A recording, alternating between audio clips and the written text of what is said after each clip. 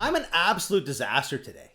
I don't know where my brain is. It's not in here right now. All right, what I'm going to talk about today, more on this Venezuela conflict bullshit. I'm going to show you something. The Bank of Canada wants to make housing affordability part of the mandate. And I guess we have to get political again. Let me start with the Venezuela thing, okay? Put some more information on the table for you. Venezuela has essentially abandoned their currency, right? Like, if you want to use currency on the street, you're going to use US dollars. If you don't want to carry US dollars, you're going to use Bitcoin, which is measured in US dollars. Doesn't the government need some of this money too, though? Like, don't people have to transact with the government once in a while? Oh yes. The government of Venezuela does have Bitcoin. Not a lot, but they got some. Where are they getting it from? China.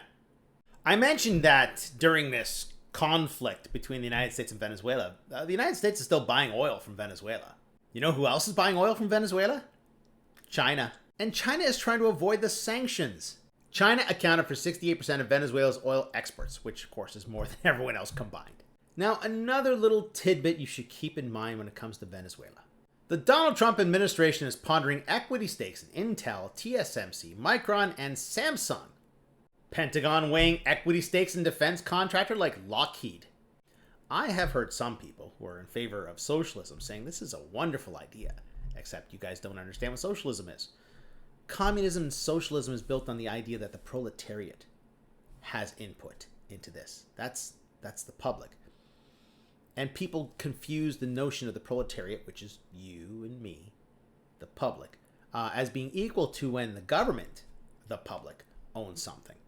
No. When the government does this, this is called a kleptocracy. This is not socialism.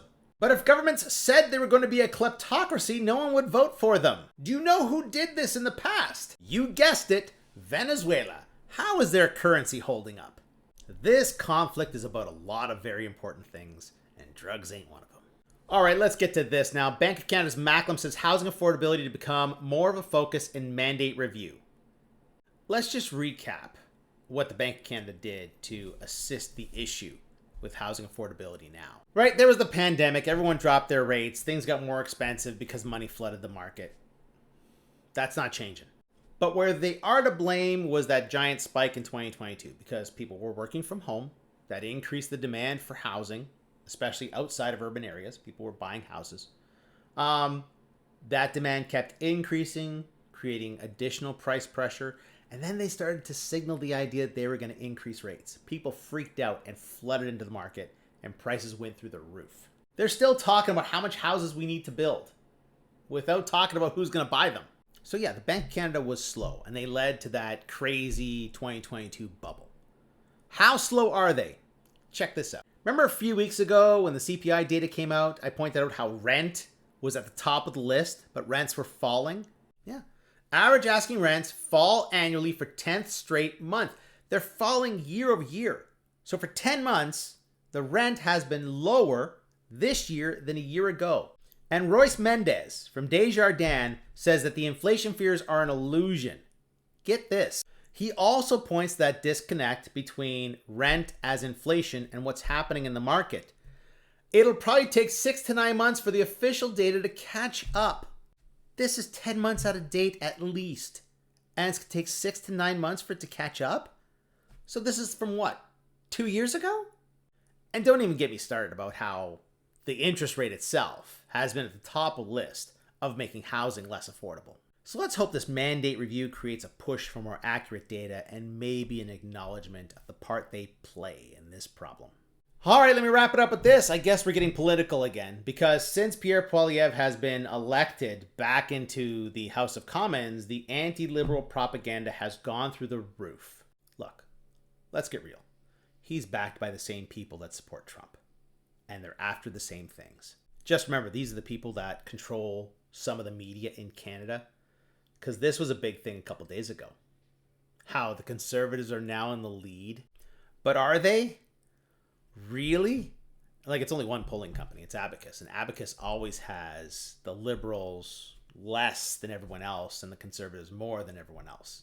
You can go here and check out Abacus into history. There's always a discrepancy. I wonder why.